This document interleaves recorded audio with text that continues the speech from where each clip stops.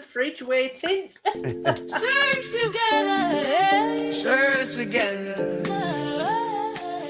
IPSA. We're not just a name in a directory. Local minds with national synergy.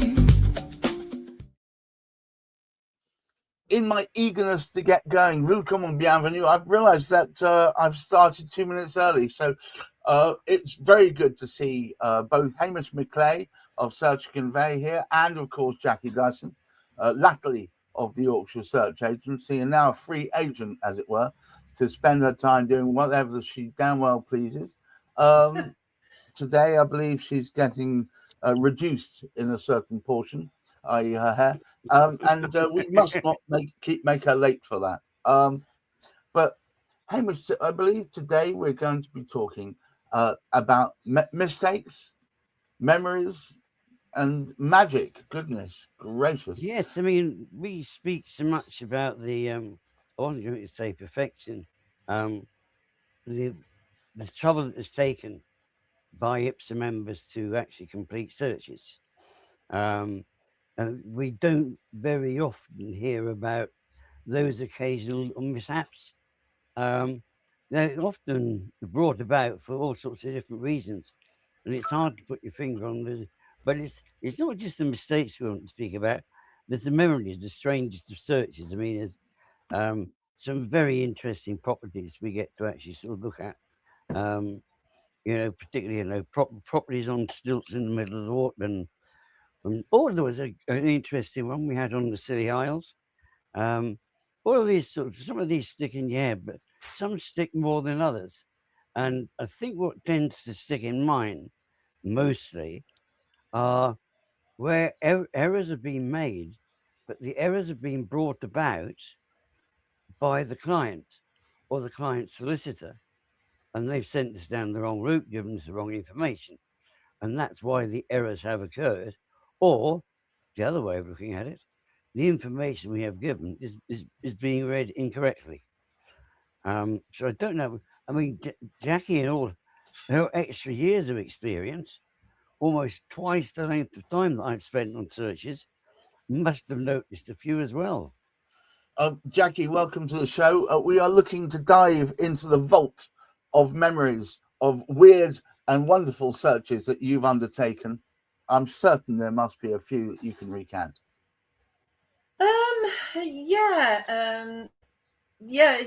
It's no trying to remember them all, because obviously I've done a fair few searches in nearly 40 years. I suppose Halifax, Calderdale Council jumps out at me most, because they have got, people don't realise Halifax has got a lot of very historical buildings, and it was a big manufacturing area.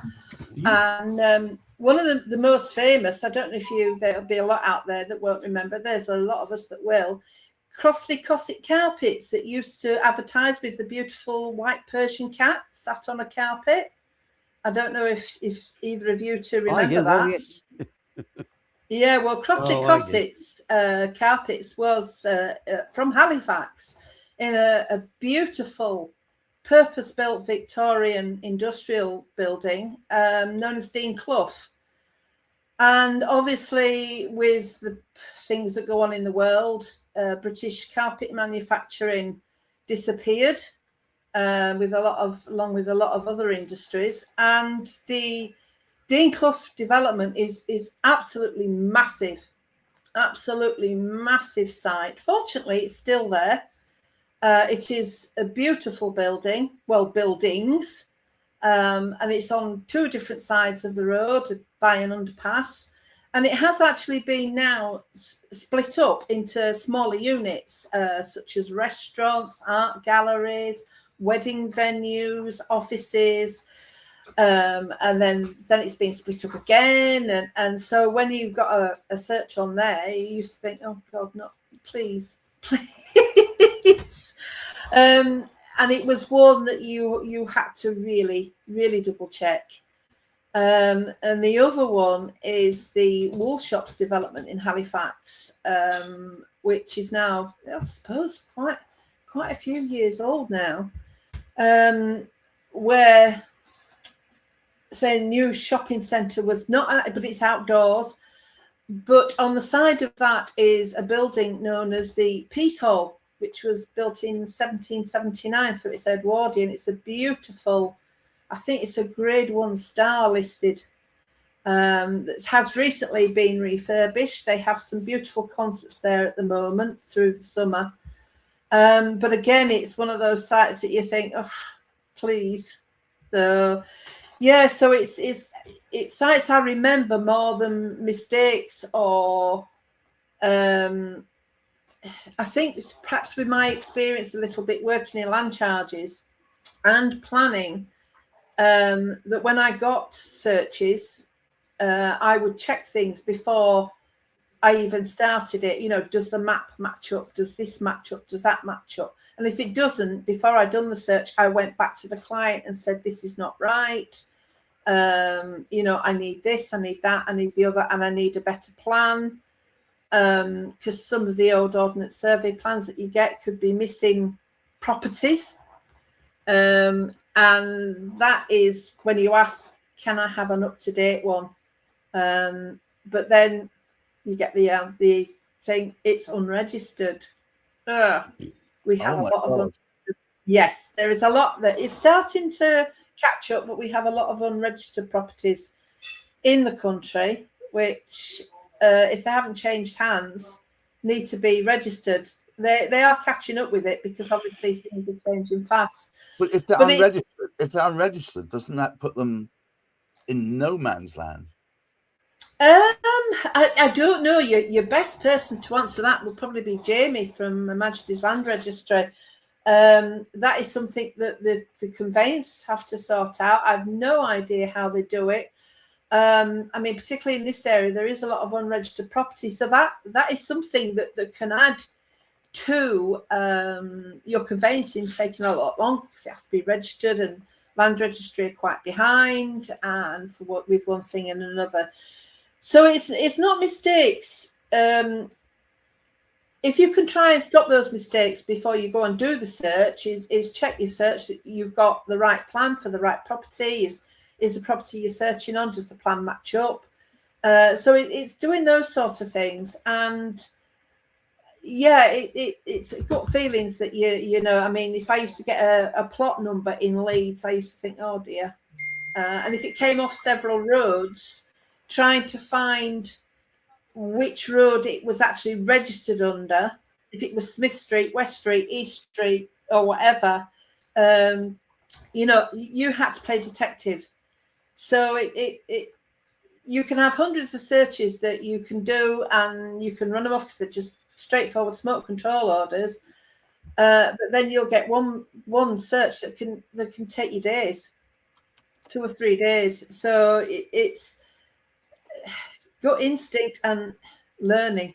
But yes, there's quite a few sites. There's one in Wakefield in particular that I did not long before I finished, a place called New Miller Dam, which is a massive conservation area. It has battlefields within the conservation area, many listed buildings, bit of a nightmare. And it was actually on land registry. Wakefield is one of the councils that's on there. And of course, as Hamish might know, or people that do them on land registry, I drew around the site and it brought everything up from next door, around the corner, around the road. So that search actually took me 3.5 days. 3.5 days? Yes, it took me 3.5 days. I had to go back into land registry 3 times to double check things, and then onto the council websites, and because obviously you don't want to make mistakes. But that's part of the joy. That's part of the joy, it seems, for a concerted searcher, is not taking what you see on face value, but looking a little bit, lifting the covers and finding out there are bunches of crumbs in the bed. You know, that's that's it. Say for 10 searches that are straightforward smokes and there's nothing on, you'll get that one. As I say, it took me 3.5, well over 3.5 days. Right. And then I still, shall I go back again? And I thought, no, you've come to the conclusion that that's correct. So, yeah, so it's as you say, not making those mistakes. but it's about pulling together, Hamish, the right information. I'm glad you mentioned that. And it was one particular search after which I changed my terms and conditions. What it was, the client had sent me a plan. Everything looked absolutely sort of fine. There's the garden, public footpath running alongside it.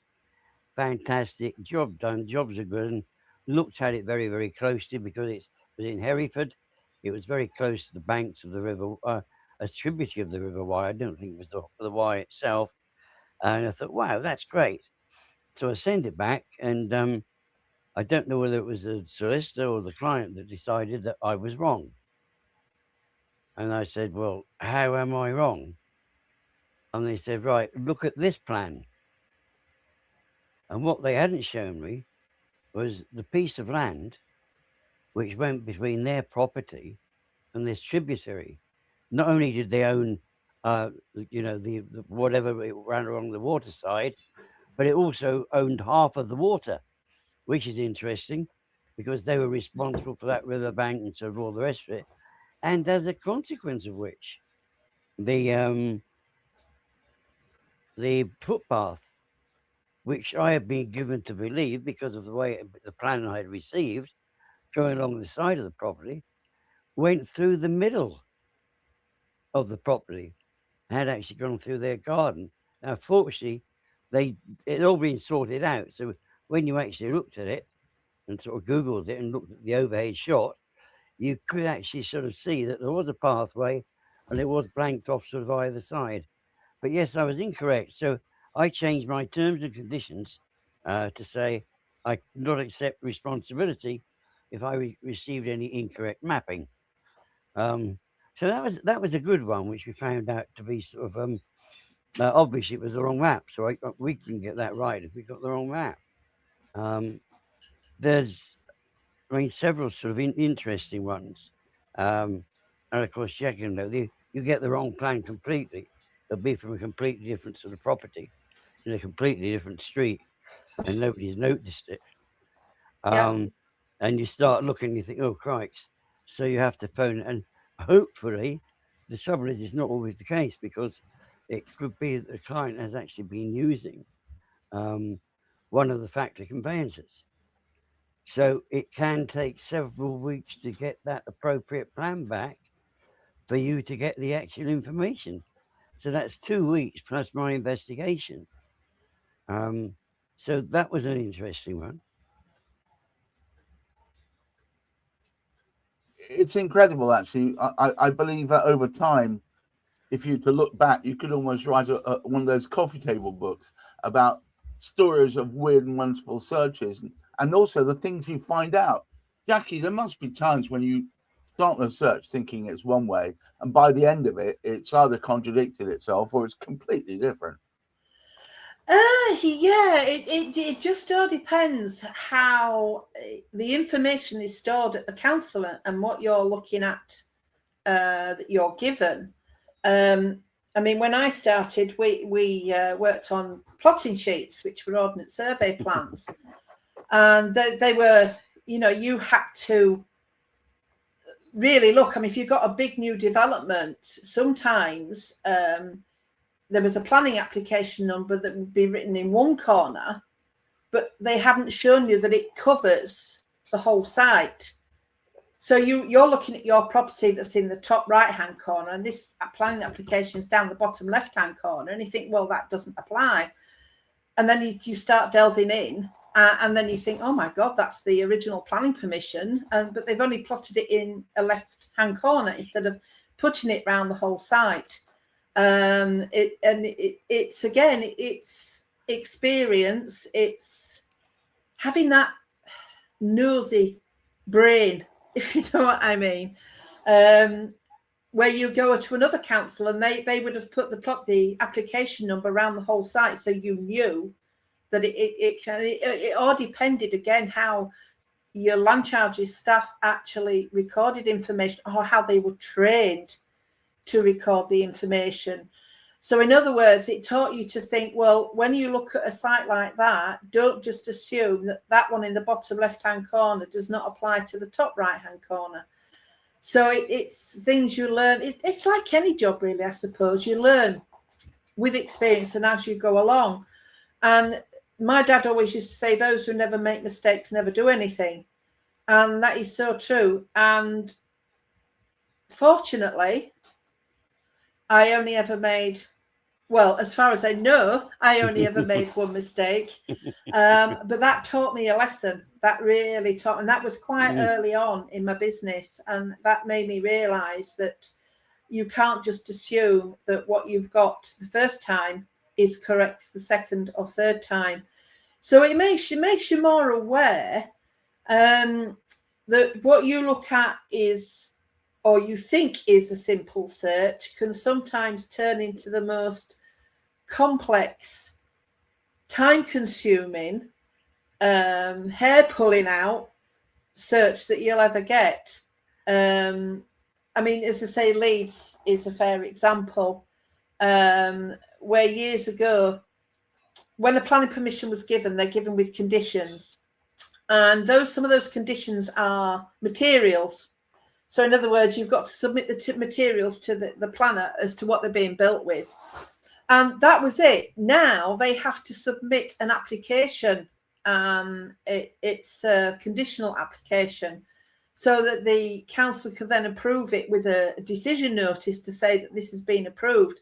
And that has added and added and added to searches, to what, say, back in the 80s you didn't get, but now in the 2000s upwards, so late 90s, you get these conditional applications that you never got before, because they used to just take the material in and say, yep, that's okay.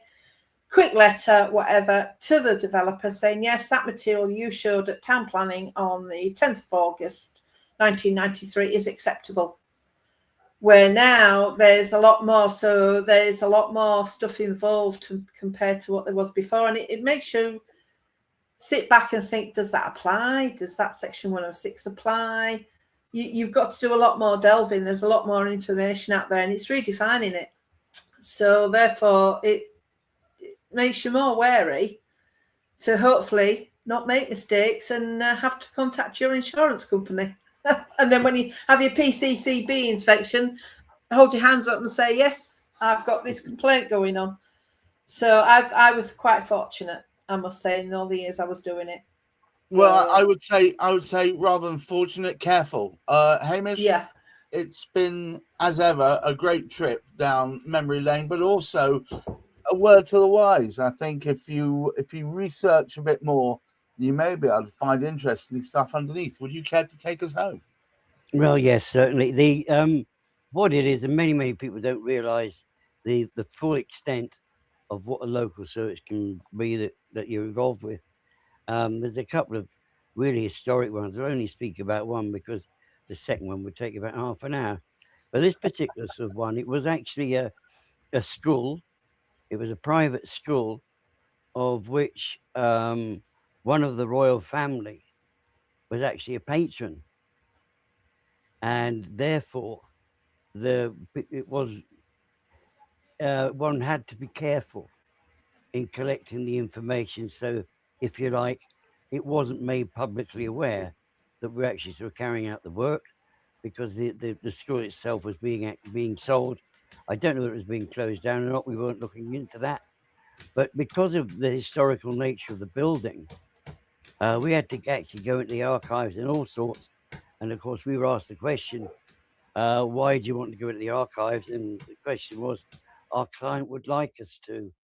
And that was all they got. But it was, and the thing is, as Jackie said, sometimes you won't know, in all honesty, that you have got it 100% right. One can assume that it is sort of correct because there isn't any sort of feedback. And on that one, which was really, it was actually fascinating what did come back on the building. And of course, we kept it all sort of nice and calmly under wraps, so only the people that needed to know were actually given that information. But historically, there are some beautiful buildings, and we're rather fortunate. It's one of the fortunate sides of it and I think as Jackie sort of intimated, that's what in some ways makes this business, or makes our part of the business, our part of conveyancing, quite interesting, because you never know quite what you're going to meet next. You never know quite what you're going to get. Absolutely. I have to thank our guests, of course, Hamish McLay, and thank you to you, Jackie, for your great font of knowledge, and to you watching. There are plenty more. We'll be getting on to more topics outside of pure reminiscence, but it's good to know where you came from before you start traveling to where you're going to. I'm sure someone should write that down on a bumper sticker. But until next week, keep your feet on the ground, keep reaching for the stars, and in these rather weird times, wear sunscreen, stay hydrated, and look after your mental health. Bye-bye now. Bye. Local skill, National connection, independent, but never alone. IPSA. Where your professional home.